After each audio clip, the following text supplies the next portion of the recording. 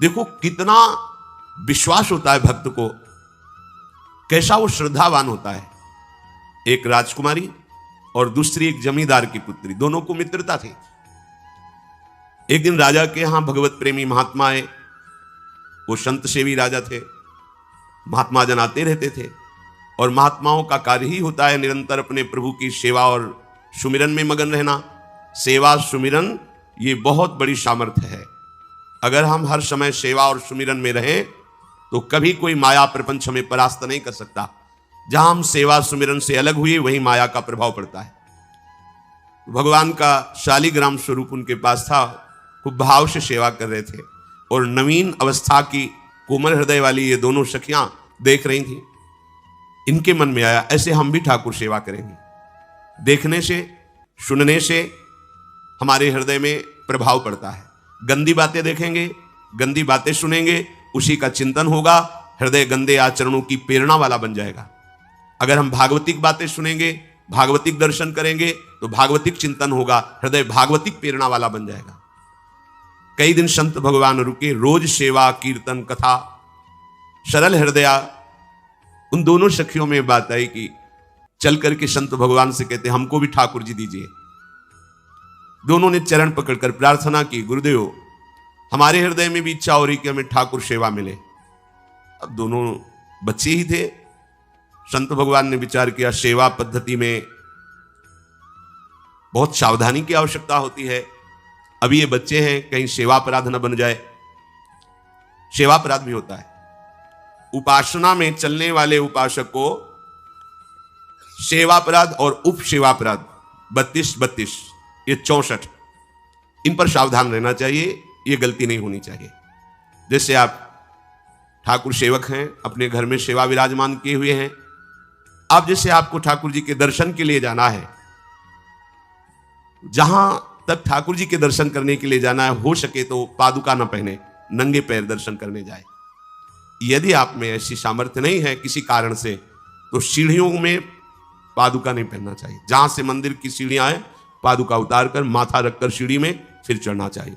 खड़ाओं या पादुका पहन करके श्री विग्रह के दर्शन करने के लिए जाने में फिर अपराध लगता है। अरे अपने मालिक के दर्शन करने जा रहे हैं, स्वामी के दर्शन करने जा रहे हैं, प्रभु के दर्शन करने जा रहे हैं, तो अपनी कुटिया से और मंदिर तक नंगे पैर जाना चाहिए।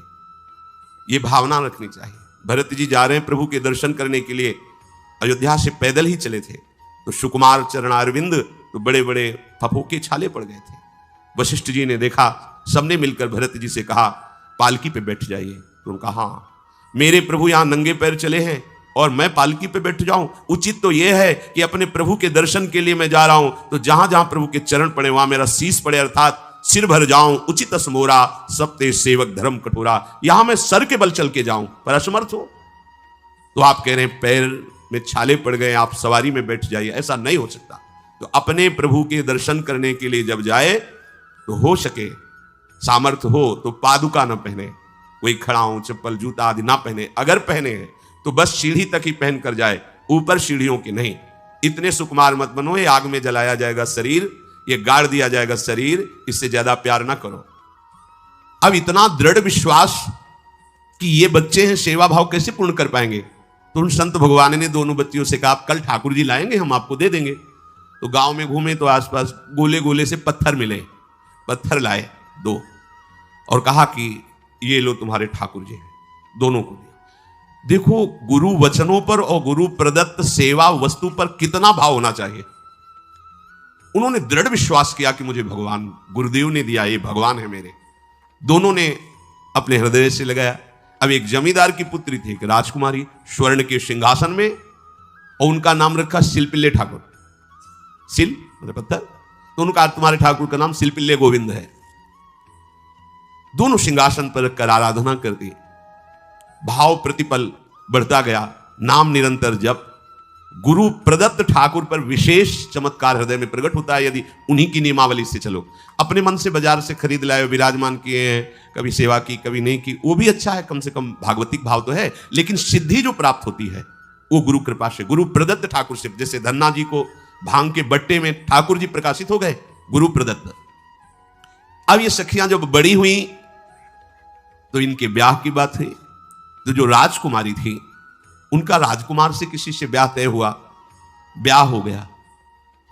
अपने माता पिता से जब विदाई ली तो अपने ठाकुर जी को जो सिंहासन में थे, सिंहासन से एक सुंदर पेटी में से और गोद में रखकर, और अंदर ही अंदर जल रही है कि प्रभु मैंने प्रीतम आपको माना है, संसार के व्यवहार में ये प्रीतम बना हुआ है, पर प्रभु हमारे प्रीतम दो नहीं हो सकते, हमने हृदय से आपको माना। इसी विचार में वो बड़ी उदास है।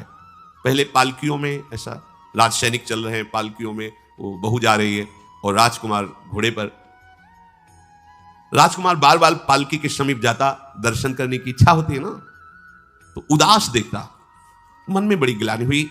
उसने कहा, एक नदी थी, उसने कहा यहां हम थोड़ी देर विश्राम करना चाहते हैं, राजकुमारी की पालकी रखी जाए और सैनिक दूर खड़े हो। तो राजकुमार वैसे ही आज्ञा हुई। तो बात करना चाहते हैं पर वो ना देखती है और ना बात करती है, और इतना सुंदर रूप, क्योंकि ब्रह्मचारिणी और भगवत आराधना। अब उसके हृदय में जलन हुई कि ऐसा क्या है जो हमसे बात नहीं कर रही। बस बार बार ऐसे पिटारी खोल के ऐसे ठाकुर जी को देखती। नाम जप और सेवा के प्रभाव से वो सिल नहीं रह गया था, वहां उसको सांवरे श्याम सुंदर की झांकी मिलती थी।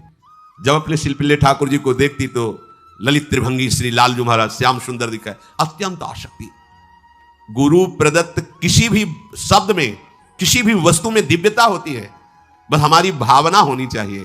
अरे बोले ये हम नहीं दे सकते, ये गुरु प्रदत्त है, नहीं हम प्राण दे सकते, लेकिन ये नहीं। जिसका गुरु वचन पर, गुरु प्रदत्त वस्तु पर, गुरु प्रदत्त ठाकुर पर दृढ़ निष्ठा हो गई, वही सिद्ध हो जाता है। अब उसने समझ लिया कि पिटारी में जो कुछ है यही हमारे और राजकुमारी के बीच में बाधा है। दो चार दासियों को बुलाया और कहा इनको बातों में उलझाओ, पिटारी पीछे हमें दो। और प्रवीण दासियां उनको विनोद भाषा में, हंसी मजाक में बात, लेकिन वो उदासीन। धीरे से गोद में पेटी थी, ले ली, हम लिए हुए हैं, आप बातचीत में सारा, और पेटी उनको दे दी। राजकुमार ने राजकुमारी से कहा यही पेटी तो हमारे आपके बीच में बात, फेंक दी नदी में। अब तो जो उसके हृदय में पीड़ा हुई, भारी व्याकुलता। अब राजकुमार है, सैनिकों के साथ तुरंत पालकी उठवाई, मैं ले गया। पर वो आसक्त है, इतनी सुंदर राजकुमारी, क्योंकि भागवतिक तेज से संपन्न में आकर्षण होता है। राजकुमारी ने कहा यदि हमारे ठाकुर नहीं तो मैं नहीं, आज से अन्न जल त्याग, प्राण त्याग दूंगी अगर हमारे ठाकुर जी हमारे समीप नहीं तो। आज से अब एक बूंद पा कैसे पिए, अपने ठाकुर को भोग लगा के पाला है और ठाकुर जी फेंक दिए गए। भारी व्याकुलता, जैसे मीरा जी कहते दृश्य बिन दुख न लागे नहीं, न रात में नींद है न दिन में अन्न जल है, व्याकुलता। अब भयभीत हो गया राजकुमार। पूरा महल इस विषाद से हो गया कि अगर नवीन राजकुमारी प्राण त्याग देती है तो क्या होगा लोक समाज में, कि अभी नवीन राजकुमारी गई, ये लोग ऐसे निर्दयी हैं कि ऐसा व्यवहार किया कि उसने प्राण त्याग दिया। राजकुमार घुटने में आ गया, घुटने टेक कर राजकुमारी से कहा मैं तुम्हें दुखी नहीं करना चाहता, पर मैं तुमको छोड़ भी नहीं सकता। अब हमें आप वो उपाय बताओ जिससे आप मुस्कुरा दो, आप प्रसन्न हो जाओ। तो उनका, हम अपने ठाकुर के बिना जीवित नहीं रह सकती, यदि आप हमें जीवित देखना चाहते तो हमारे ठाकुर जी ला के दो। हमारी भागवतिक निष्ठा ऐसी होनी चाहिए कि जो गुरु जी ने मंत्र दिया है, जो गुरु जी ने उपासना दी है, उसमें दृढ़ विश्वास होना चाहिए। हमारे अंदर किंचन मात्र फिसलाव नहीं होना चाहिए। और आगे जो महामहिम सूत्र है, जब तक हमारा मन प्रभु में समर्पित ना हो जाए तब तक पाप होने की संभावना होती है, बड़े बड़ों से चूक हो जाती है। इसमें यह नहीं कहा जा सकता कि हम इतने वर्ष से साधन में लगे हमसे चूक नहीं होगी, ये तो भूल जाना। बड़े बड़ों से चूक करवा देना माया का कार्य होता है, पर जिनका मन प्रभु को समर्पित हो गया है उनसे चूक नहीं हो सकती। इसलिए जो अगला सूत्र वर्णन किया कि जितने भी पापाचरण होते हैं वो सब मेरे से होते हैं, ऐसा उपासक दृढ़ निश्चय करे। ऐसा नहीं कि पापाचरण भगवान से, भगवान करा रहे हैं। जिन लोगों का एक प्रश्न होता है कि जब सब कुछ भगवान करा रहे हैं, भगवान की इच्छा के बिना पत्ता भी नहीं हिलता, तो जो हम पापाचरण, गलत आचरण, वो भी तो भगवान ही करा रहे हैं। इस विषय को समझना है। आज के समाज का जो मानसिक स्तर है, जब हम त्याग की बात करते हैं कि गंदे आचरण नहीं करने चाहिए, तो जो समझाया जाता है, जो समझ है आज की आधुनिक, वो ये समझ है, कुछ ऐसे जनों ने ये निर्धारित भी किया है कि बहुत भोग कर लेने पर फिर समाधि की प्राप्ति होती है। अगर ऐसा होता तो लाखों लोग समाधि को प्राप्त होते, लाखों लोग बिना साधना के। क्यों? बचपन से लेकर के पूरे जीवन तक भोग ही भोग रहे, सब समाधि में पहुंच जाते। प्रायः सबके दिमाग में बात बैठी है कि अगर हम भोग ले तो हम मन को समझा सकते हैं, लेकिन आप बात अनुभव की समझ लीजिए कि आप भोगने के लिए जो ही गए तो मन के गुलाम बन करके गया, वो कभी तुम्हें मुक्त होने का अवसर नहीं देगा। जैसे हम भोजन कर लेते हैं तो लगता है अब कुछ नहीं, लेकिन 6 घंटे व्यतीत होते होते पर्चा बन जाएगा कि ये चीज फिर चाहिए खाने को। ऐसे ही कोई भोग भोगने के बाद कुछ क्षण के लिए उससे विरति हो जाती है, ठीक है, लेकिन फिर कुछ मिनट होने के बाद फिर नई स्फुरणा, नया संकल्प, नई क्रिया, नई भोग वासना सब हृदय में देख लो। इसके लिए किसी और से सलाह लेने की जरूरत नहीं। इसलिए ये जो संतों का मत है, शास्त्र का मत है कि भोगों के भोगने से भोग वासना दृढ़ होती है, कामना बढ़ती है, ना कि शांति मिलती है। लेकिन आधुनिकता में भोगों को भोगने से शांति मिलती है, ऐसी धारणा बनी हुई है और ये गलत है। और ये इतनी गलत हो जाती है कि हम हत्या करने लगते हैं, हिंसा करने लगते हैं, पूज्य जनों के साथ दुर्व्यवहार करने लगते हैं। आज तक भोगों में इति नहीं हुई। देवयानी जी भगवान शुक्राचार्य जी की पुत्री हैं। वो इतनी सुंदर हैं कि कोई अप्सरा भी उनसे होड़ नहीं कर सकती, क्योंकि भगवान शुक्राचार्य की पुत्री जितेंद्री, पवित्र, भगवत आराधन संपन्न। बड़ा प्रसंग है, उसको ना लेते हुए हम सारांश में बता रहे। वृषपर्वा की पुत्री शर्मिष्ठा, ये असुर राजकुमारी है, दैत्यराज वृषपर्वा, उनकी पुत्री शर्मिष्ठा, और दैत्य गुरु भगवान शुक्राचार्य, उनकी पुत्री